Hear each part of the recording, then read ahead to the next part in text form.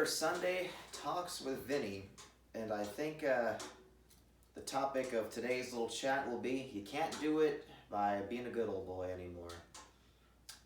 And there's a story behind that saying. So this goes back to 2009 when I was still in college, which if you didn't already know, I actually have a college degree, bachelor's in chemistry, University of Cincinnati.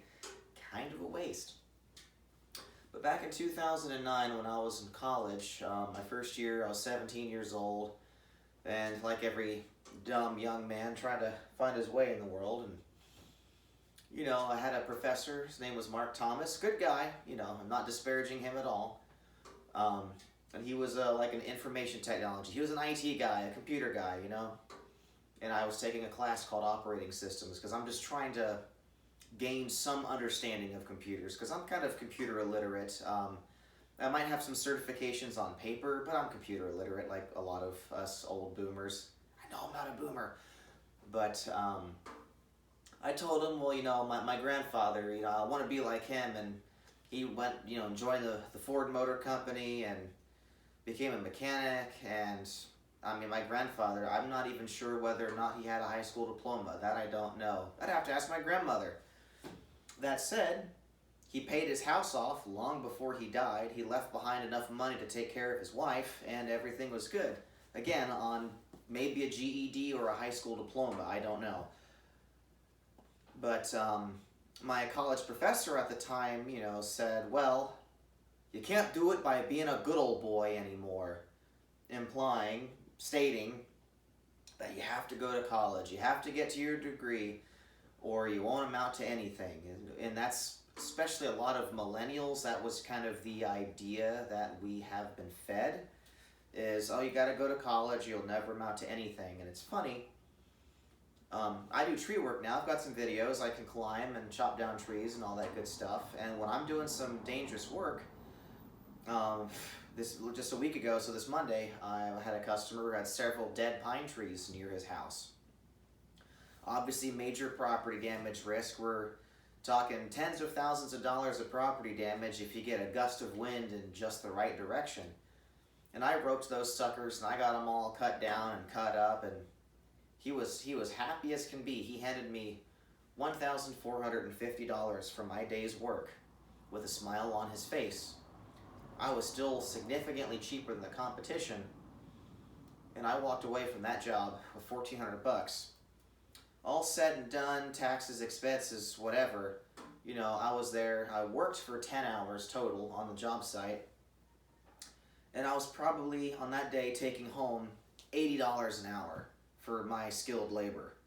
And none of that requires a college degree, and I'm self-taught, actually. I am completely self-taught as a tree man. Watch some YouTube videos, you start taking the easier jobs early on in your career, the low-risk ones, where if the tree falls backwards, it doesn't hit the house. That's how it goes. But completely self-taught, which probably wasn't the best route to go, but that's what I did, and here I am, and I've got a job doing it. But here in 2024, I'm making, a pretty good hourly rate by being a good old boy. And it goes to show that competence trumps education every time. It doesn't matter, I'm not trying to say all education is bad, but it doesn't matter how educated you are. If you are incompetent, you're not going to do as well. If I've got somebody, I had somebody come to my house because my air conditioner wasn't blowing last summer. And, just a regular guy in a pickup truck with some tools and a little knowledge, hooks up his high pressure and low pressure lines, investigates my compressor, says, oh, you're low on Freon. Yeah, it needs exactly a pound and a half, charges it up, hands me a bill, I pay him his $300, and he goes on his merry way. And, he actually worked at a company that his daddy started, so he's probably was taught by his dad. I bet he never stepped foot into a college building. What I'm getting at is, don't let people tell you that just because you don't have a college degree that you're not going to amount to anything, because that is entirely untrue. What matters is teachability, is you need to be willing to learn something new and get your hands a little dirty, and the money will come. I can promise you that. Good friend of mine, his son is, I think, about 18, 19 years old now, and I think he should be graduating welding school here before too long. It's like a 6-month program, welding school, and he's going to be able to walk into some 2-year contracting gig for like $40 an hour. He's not even 20.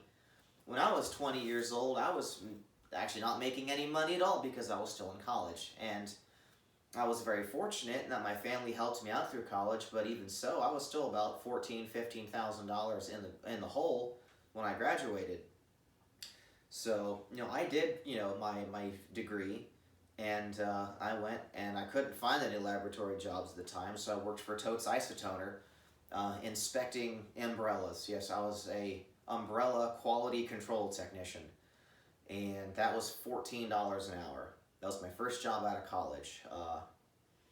Really not that far north of minimum wage, all things considered.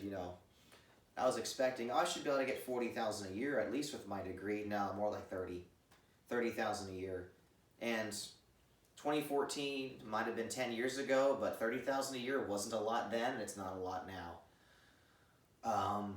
And it's funny, I bounced around from job to job kind of in the chemistry field, and I never made more than $17 an hour working as a chemist. Then I got this dingy factory job at Hilton Davis in Cincinnati, Ohio, and I was making $22 an hour.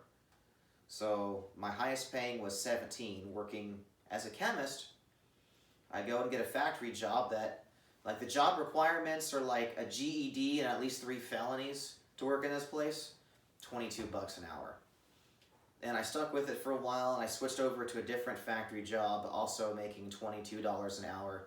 And there was some chemistry involvement as well, working this particular job in the coffee factory, but because I did some laboratory work. But I was still on the floor running machinery. I was what you call a machine operator. Hard line of work, but it's guaranteed money. So, if you're some young man trying to find his way in the world and all that book learning just isn't for you,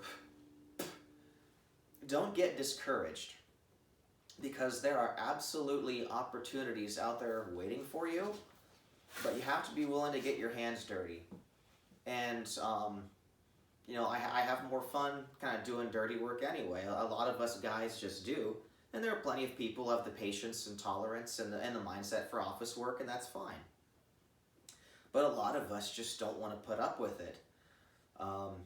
You work in an office environment, and if you're like me, you love to tell jokes and cut up with your coworkers, and it's just my personality type. And then of course somebody gets offended, reports you to HR, makes a big deal out of nothing, and it's a whole nightmare.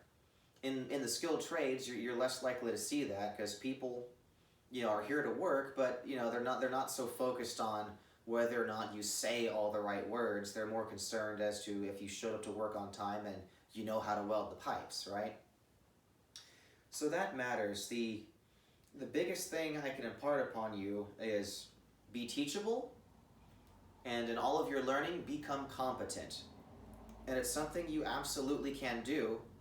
And competence is not a talent. It is not a gift. It is a learned skill. You do not become competent by being smart or by being lucky. You become competent through practice and hard work. And anybody can do it if they are making the active decision to do so. Now, if you do go to school for whatever skilled trade, let's say, or college or anything for that matter, and you pass all your classes, and you get that piece of paper that says you're a certified plumber, certified welder, college grad, but you get to your first job and you're not willing to be taught because you think you know everything because you did all the book learning, you're going to get screwed over, and it's going to be your fault. So I want to warn you of that. It's the education side of things does not matter. You must be competent. And the more competent you become in your job, the more opportunities there are for you to make money. Now, my mother, she is on the IT side of things. and she knows programming languages, and she works for some bigwig company. She has no college degree, none whatsoever. She still makes more than I do. She's got the experience though. She does COBOL programming language. She's, gosh, probably been doing it for 30 years. But she makes a pretty darn decent salary, and more power to her. But she has no college degree whatsoever, but she is competent. So if you're 18, 19 years old and you're considering college, obviously my biased opinion is, think about it a little bit harder.